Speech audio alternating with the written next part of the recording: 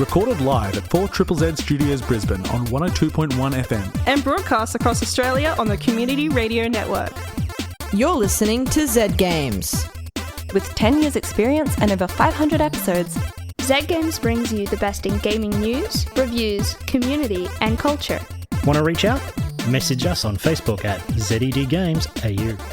Ooh.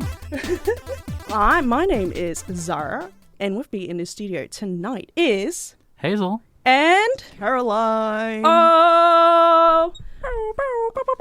So, why don't we just hop right into it? Sounds good. This week in gaming news, Ni no Kuni Crossworlds has a bot problem. Crossworlds, the latest installment in the Ni no Kuni franchise, launched last month. The mobile spin-off MMO is the fruit of a licensing deal between Level 5, creators of Ni no Kuni 1 and 2, and Netmarble, a mobile game and blockchain developer. The game is notable for being one of the first mainstream titles to feature cryptocurrency integration. In this case, the game has a play-to-earn model, where in-game currency can be exchanged for Netmarble's cryptocurrency token Marblex. The feature has had mixed reactions in online communities, and a month after release the doubts seem to have been vindicated as players report long queues to log in due to massive numbers of bots farming for cryptocurrency. Netmarble's announced a bot purge this week, and players on Reddit have expressed that queues have now largely disappeared. It remains to be seen if the solution is permanent or not. Destiny cheat creators agree to pay $13.5 million US. Torrent Freak has reported that the creators of cheating software for long-running shooter Destiny 2 have agreed to pay $13.5 million US in damages to settle a lawsuit brought by developer Bungie. The original suit names 2 companies and 1 individual, as well as a number of unnamed individuals alleged to have contributed to the creation of the cheating systems. The named individual, Robert Nelson, is the owner of both companies and has accepted liability for creating software that infringed on Bungie's copyright. Destiny 2 players have long been familiar with cheaters using third-party software to gain an unfair advantage in competitive game modes, and this is only the latest in Bungie's saga of legal action against hackers. Knights of the Old Republic 2 Switch bug prevents finishing the game. Classic Star Wars RPG Knights of the Old Republic 2 came to Switch earlier this month in a port developed by Asper Media, and soon after release, players reported a bug where the game would crash after an essential story cutscene, leaving them unable to continue and complete the game. While it wouldn't be the first game-breaking bug to make it to release in a console port, it is rather embarrassing for a game that was already ported to mobile phones 2 years ago. Tony Hawk says no Tony Hawk Pro Skater 3 and 4 remaster. Famous skater Tony Hawk has stated in a livestream that following the success of Tony Hawk's Pro Skater 1 and 2, as remastered by developer Vicarious Visions, there were plans for the game's 3rd and 4th entries to receive the same treatment. Unfortunately, these plans fell through when Vicarious Visions, still riding the success of their remasters of Crash Bandicoot, Tony Hawk and Diablo 2, were merged into Blizzard and renamed to Blizzard Albany. According to Hawk and senior Vicarious Visions game designer Andy Gentile, Activision started to seek other developers after the merger, but couldn't find anyone they trusted with the series. Activision's hesitance is understandable, as the last time they handed the franchise to a new developer was for Tony Hawk's Pro Skater 5 in 2015, a title that was almost universally panned by critics, and led to the collapse of the studio that developed it, and Activision losing the Tony Hawk license. Now for some upcoming releases. On June 23rd, Deliver Us the Moon comes to PS5 and Xbox Series X, and Sonic Origins comes to PC, PlayStation, Xbox, and Switch. On June 24th, AI The Somnium Files Nirvana Initiative releases on PC, PS4, Xbox, and Switch. Capcom Fighting Collection releases on PC, PS4, Xbox One, and Switch. Fire Emblem Warriors 3 Hopes comes to Switch, and Madison comes to PC, PlayStation, and Xbox Series X. On June 28th, Phobia, St. Dynphna Hotel, and Motocross vs. ATV Legends both release for PC, PlayStation, and Xbox. That's all this week in gaming news. Thanks for that, Hazel. Thanks, me. Thanks, Hazel. Congratulations, past Hazel. Woo, you did it. Alright, so we could talk about the cheat thingo, we can talk about Tony Hawk's Pro Skater, yada yada yada, or we can talk about cryptocurrency and video games. Yay, keep it out of my video games, please. Oh. But bots farming. Bots? Do you think they wear a little straw hat and have a little hoe? They have a little hoe. Like, what is the hoe? Is the hoe made out of, like, motherboard parts or something? Maybe. And they're all just like, they're all plastic. just... What are they farming? Beets. Beets. Like Beetroot. Beetroots? I don't know. I've been playing a lot of Stardew Valley. They're farming an in-game currency with a really stupid name that I can't remember. No. Yeah. They're farming beets. Okay. Yeah, they're farming beetroots. We should make beetroots the new crypto. We should. No! Absolutely. Oh, no. Beat for next. I'm thinking about it, and I don't like that I'm thinking about it. I actually had to do some pretty deep research on that story because the developers do not make it public that they own the cryptocurrency token that you can exchange the in-game currency for. Yeah. They brand it as them being partners with Marblex, who make the wallet and the cryptocurrency token. But I was suspicious because the token is called Marblex and the development company is called Netmarble. And I was like, So I had a look around on some crypto news websites and I found some stuff. And yeah, they own it. They are a major contributor to the platform it was built on. And the platform it was built on only hosts their games and their stuff. Wow. So No, Hazel. You see, this is called a circular economy. You No. see? This just in, crypto is suspicious. No. And sketchy. This is... okay, that I would just really love to hilarious. see Ni no Kuni Cross Worlds, like the first like mainstream play to earn game for mobiles everywhere, super successful in Asia, and then it ends in a crypto exit scam. That would just be hilarious. Oh, please.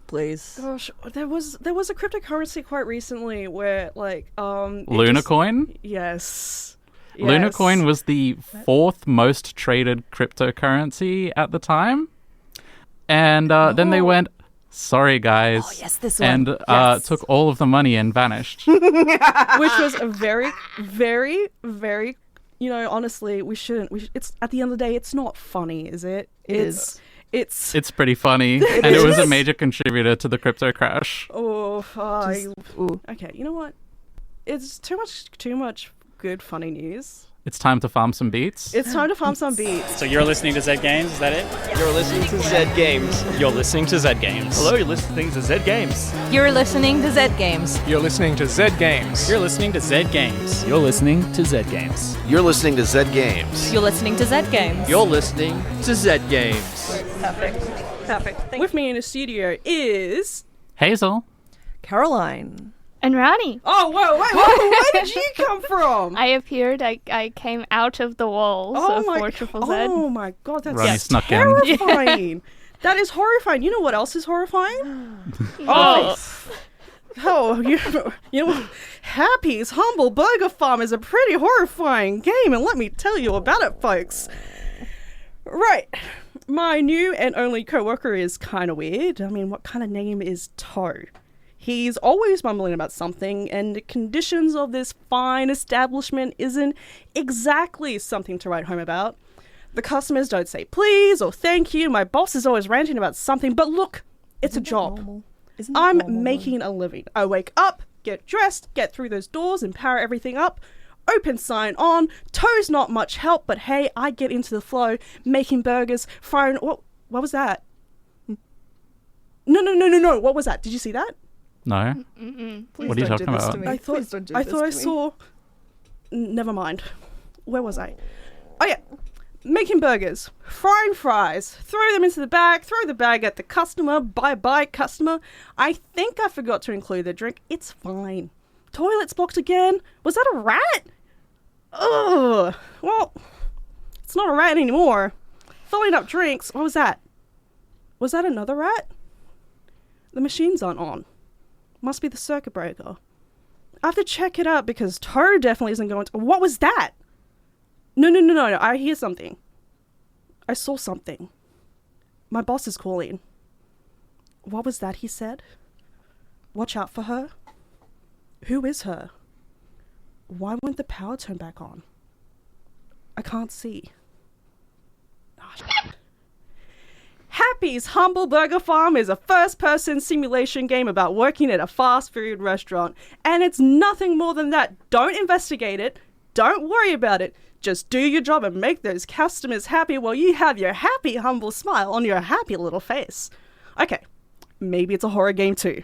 with a gritty, kind of grimy 3D style and something very spooky and eerie and definitely really, really weird going on. You have to figure out what she is, what the deal is with this fast food place, and most importantly, how to escape, all while working in hospitality. Yeah. Yuck. That's about right. That's the true horror right there. So essentially, you have to go to work, make your way there, clock in, turn on the appliances, take customers' orders, and then make the orders. Once their order is made, chuck it in a bag and throw it at the customer. Bada bing, bada boom, make orders, make money. At the end of the day, it's always night, it seems. But moving on, clock out, go home, shower. Showering is optional. Rest. Do it all again Showering tomorrow. is not optional in real life. I mean, Please shower. I think it is, according to Happy's Humble Burger Farm. Look, even if you're born yesterday, you know it can't be as simple as that. Just look at the burger. It has multiple components. Buns, patties, and other fillings. And you know some customers are going to make modifications. Extra cheese, no pickles, only pickles, double the patty, forget the patty. You have to be mindful with each meal. And you do have to cook the patty. But before you can cook it, you have to retrieve it. Don't let it burn either. That's just wasting perfectly good. Scratch that. Wasting food. You only have so much time to make each meal too, which might require cookies, drinks, chips, nuggets, all of which needs to be prepared too. The game introduces each cooking station to you one shift at a time. You get into the flow of things, you're serving customers, and you're doing awesomely. Until the guy behind the scenes quits. You didn't see him this whole time, I think. But oh boy, was he handling stuff. You realize just how much stuff he was taking care of because now you have to take care of it. On top of making all those orders. Oh, and these new disruptions have to be resolved in a certain amount of time. Disruptions can include the appliances turning off randomly, having to take out the garbage, unclogging the toilets, finding and get rid of a rat. It's honestly horrifying. You're probably wondering what happens if you don't manage to do everything in a timely manner. You get an infraction, which may dock your pay, which is, I'm not sure if that's legal. But okay. But also things start to get a bit funky. I don't think it's just Toe and I in the kitchen. I never get a good look, but there's something around. But there's no time to investigate when there's customers to serve. And look, some of those customers get pretty angry if they don't get the correct order. Like, really mad. But if I'm entirely honest, I prefer dealing with a literal monster customer sometimes. At least when I'm getting dragged to my death, I get a bit of a breather. I've hit my 5th shift, I know something's going on, I've gotten a hang of things, I'm intrigued. I've started exploring the city I'm in. I'm finding tapes and hidden objects and keys to locked doors, a night cafe bar, secrets, implications, and I'm stuck. I'm totally stuck. It's just really overwhelming at the restaurant when something is going wrong every 30 seconds, and I'm trying to make a meal as quickly as possible. I tried drinking coffee. I tried having a small break. I tried pushing through it. Look, I got completely fed up with just being stuck in this loop of I can't unclog the darn toilet. And there's a customer who just turned into a monster because I threw the wrong burger at her. She's gnawing at my legs. And even if I break free, there's still about 3 crises going on, which leads to getting my legs gnawed off by another customer. Eventually, as you can imagine, this kills me. And I have to try again. It feels like I can't move quickly enough, even when I adjust the settings or have coffee. I can't figure out how to resolve some of the disruptions that happen. Like unclogging the toilet or sorting out the rat. And I wish Toe would just help make sure that patties don't burn. He's standing there, doing nothing. And the monster... Right, you're supposed to hold eye contact with the monster to freeze her in place while you find a rotten patty and make her a disgusting burger. But it's kind of hard to look at her when I actually can't find her. I don't know what's going on. I hear her. The game is warning me. And granted, it is dark, but she's nowhere. Until she is actually eating my knees. It is unbelievably frustrating. I put the game down for a couple of weeks. I'm not sure if there was an update or if I just got better during that time, but hey, finally managed to push through that night. It's actually a pretty good simulation of fast food hospitality. So hey. It sounds like trying to play Cook Serve Delicious in the middle of a Gmod horror roleplay server. Look, okay. What it sounds like to me is, have you ever tried to cook for 2 toddlers at once? That's what it sounds like. But the toddlers are capable of tearing you limb from limb. I thought they could do that. Have you met toddlers? I've met a few, and I've still got my limbs here. Oh, so yeah. Look, Did I enjoy Happy's Humble Burger Farm? I did. I found it quite spooky. I loved how I would be focused on making a burger and then I'd see something. And I'll look around thinking, hey, did I see something or what? But I have to go back to making food. And I'll be waiting for something else to happen. I often find myself stuck in horror games because I'm too afraid of what's going to happen. But having these tasks to focus on that I needed to complete helped me push through that. And there's just so many hints of something extremely weird going on. I wanted to find out. I wanted to dig more. I'd finish my shift and then explore, trying to dig out secrets. There is quite a lot of detail in this world, and a sense of humor made me chuckle in a sensible manner. There were just a lot of points where the game was actually just really, really difficult. I couldn't keep up, and I'm not sure if it was just me, but that incident where I couldn't proceed because I couldn't actually see the monster was incredibly frustrating. I still haven't finished the game, and it's not from lack of trying. And some of the big scares in this game was ruined for me because of that. I quickly got over it. I got more spooked by Toe than I did of the monster. I still want to push through so I can figure out what's going on and escape, because I do find it intriguing, but I also dread it, and not really in a good way. Why is his name Toe? I would love to find out if the game would just let me to proceed. Does he look like a toe? Honestly, yeah, kinda. Like he's got like one of those. I would love shaped to find heads. out. If I could like see the monster and just like lock her in place with my laser eyesight, but no, she's invisible until she eats me. I mean, from what I've seen, it's from terrifying. looking up the game, it looks terrifying. Yeah, I don't like the look of it at all. The very first jump scare I got, I didn't see because it was so dark. Oh, I hate that. I was just like, oh, did I just die? Wow, that would have been really scary. Because they build up all this anticipation, right? And they're like, "Oh, you gotta make you gotta make a gross burger." And I was like, "I made the gross burger, but oh no!" And the screen just went black.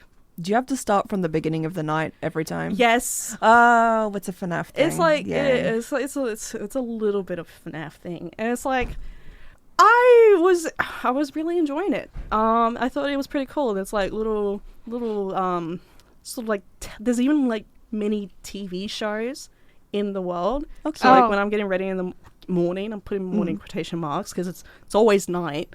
There's a little cartoon. I'm like, oh, what's Happy gonna do? And Happy saves the day. I'm just like, yay!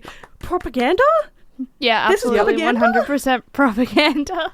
It's like if you had a Ronald McDonald cartoon that played before you went to work at Macca's. Oh my god! I feel like just like. Was there a Ronald McDonald? No. There was. At one point, there was a Ronald McDonald cartoon with the Hamburglar. There was also a game. And there was the whole McDonald Land thing. Yeah. Oh. Yeah, it was like it was a thing. Yeah. Right, okay. Well, you know what? My name is Zahra, and with me in the studio tonight is Hazel, Caroline, and Rani. Yeah, it's a full studio. Yeah. Hey. Yeah. This is all the microphones. It's actually kind of stressing me out because you all are surrounding me. We have you We're surrounded. coming in. No, or closing in. Are you surrounded by me? I'm flexing for listeners at home. If you hug me, I'll be surrounded by you. Oh, that's wholesome. Wow, that's so sweet. But we're not here to talk about sweet stuff. We're here to talk about game demos. Yeah. Yeah. Take it away. So last week was Steam Next Fest, where Steam got a bunch of upcoming games that are still in development and got all of the developers to publish demos for them. Ooh. So you can go and play them for free. And most of them have stuck around, like they've kept the demos up after that week. Some of them weren't really ready to be a full demo, so they have been taken down afterwards. But I played one that I loved. Ooh. Tell us more. It's called Terra Nil. It's from Free Lives Studios and published by Devolver Digital. Free Lives made Broforce, Gorn, and Genital Jousting. Yes. Oh wow, we're all children, huh? Absolutely. Yes. They've been around for a bit, and this is a bit of a departure for them.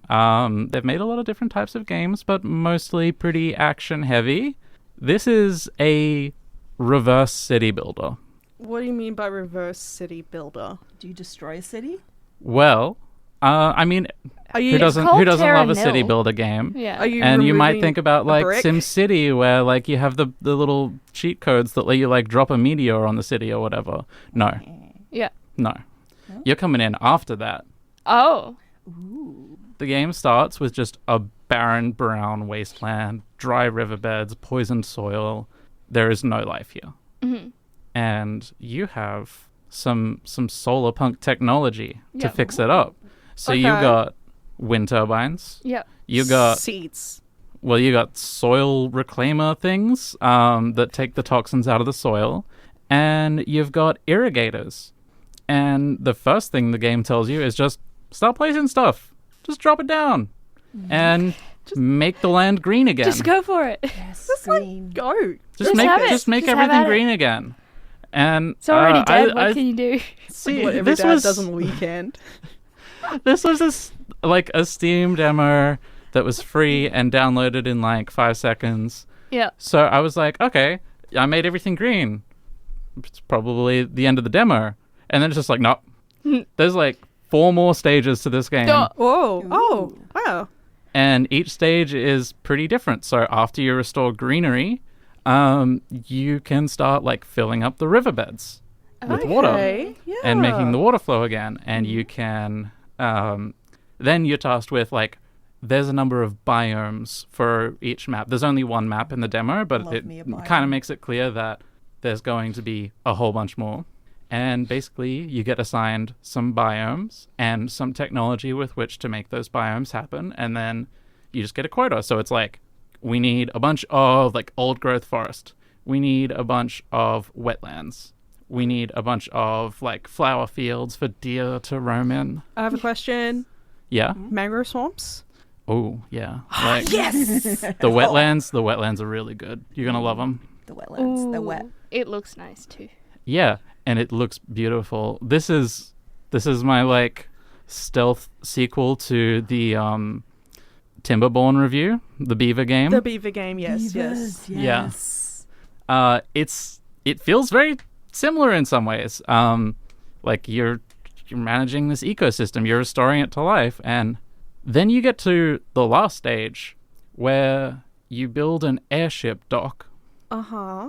And you build it like on the riverbank, and then you get a recovery drone, which is a little boat that drives itself, little robot boat. And then the game tells you, good work, you did a great job. Time to clean up. What? Time to pack your shit up and leave. So all the buildings that you created, all the little bits of technology, you now use like Disassemble it? silos and loading docks to recycle it. You recycle all the buildings you made, and then your little recovery drone comes by along the river, picks it all up, and recycles it into materials to build your airship. Oh. Okay. You get, you recycle everything, and really helpfully, when you get to like the end of that phase, and you've got like 5 buildings left, the game just puts big arrows on them, like, hey, you missed these ones. And I was just like, oh my god, thank you, because like once you've like fully greenified the landscape, it's like really detailed, and there's lots of stuff and trees in the way and everything. So you don't necessarily, you can't can miss necessarily stuff. see things. Okay, Yeah. You can miss This stuff. is only tangentially related, but whenever I went camping, school camp, we'll have to disassemble our camps to go proceed to the next camping site. I hated this section because I hate hiking. How dare? How dare you? It just hurt so much. Yeah.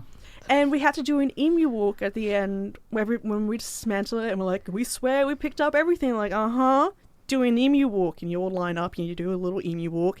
And then we found out that we left one tent peg. And then they went, no more tent pegs for you. What? No more tent pegs. Oh no. Oh my. But then That was a plant.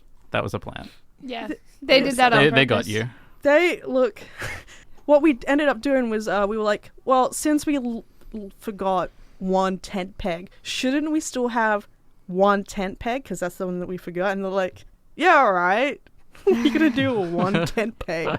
And let me tell you what, I've never seen grade 9 so interested in geometry. And physics. Rani, you like hiking, right? Yeah, I love hiking. In fact, I'm planning on going on a 3-day hike in a couple of months. Oh my god, you're insane. Anyway, leave nothing behind, right? Yeah, leave no trace. And this is the same principle. It's like you come in, you fix everything, you get rid of all of like the devastation left by humanity and civilization, and then that's what we should be doing. Take it. Just let me get on my. Take it all and get out of there. Let me get on my outdoors restoration thing right now. Like, that's what you should be doing. If you're going outdoors, it's not just leave no trace. It's leave it better than you found it. Yeah. Learn a little bit about like what weeds and what invasive species are there and what's native to the area. And just take what shouldn't be there and leave. And look. But also don't assume that you know what shouldn't be there. No, exactly. Yeah. Do your research. Talk to an expert. If it's Lantana, go on like a guided bushwalk. There's lots of people who love to do that stuff, and it's actually very fascinating. And like, don't just like eat random plants that you see, but there's a surprising amount of invasive plants are edible. So it's free snack. Free snacks. If you know what you're doing. If you eat something wrong, you die. Yeah. So don't do that. Don't do that. Yeah, no, if you see Lantana, that shouldn't be there. So yeah, you can take that. I have a really vivid memory of my hippie cousin telling me when I was a small child that he's gotten really into eating weeds. And I was just like, that's cool. Okay.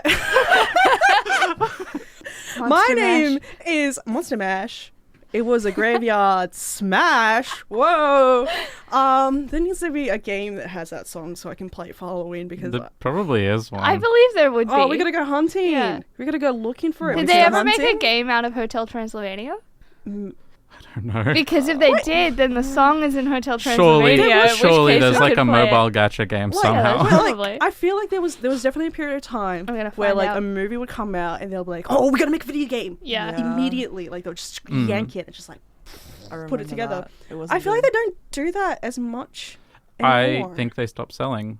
Because people knew that they were bad. I'm pretty sure recently there's been a resurgence of that. They did make a game out of Hotel Transylvania, which means I bet you we can play Monster Mash for Halloween. Okay. All right. Well, it's on the PS4. I'm so glad you listeners were able to partake in that emotional journey with me, because I am just delighted. But you know what? I'm gonna have to bring the mood back down because we're coming up to the end of the night. It happens every time. Like, it just sneaks up on you. Yeah. But I just wanted to ask real quick, what have you all been playing recently? Or what are you hoping to play soon? I have been playing the Cult of the Lamb demo and hoping to play the full game. Ooh, nice. Soon, because that's coming out 12th of August. I'm very excited. Is this like potential review? Yes, absolutely. Okay. Look forward to that, listeners. Hazel, how about you? Well, you just heard what I've been playing. Oh, right, yeah, of course. Right, all right. Moving on. I guess time for one game a week. Okay, anybody who's known me my entire life and also as will be proud of me, I've been playing Halo. Oh my god! Yeah!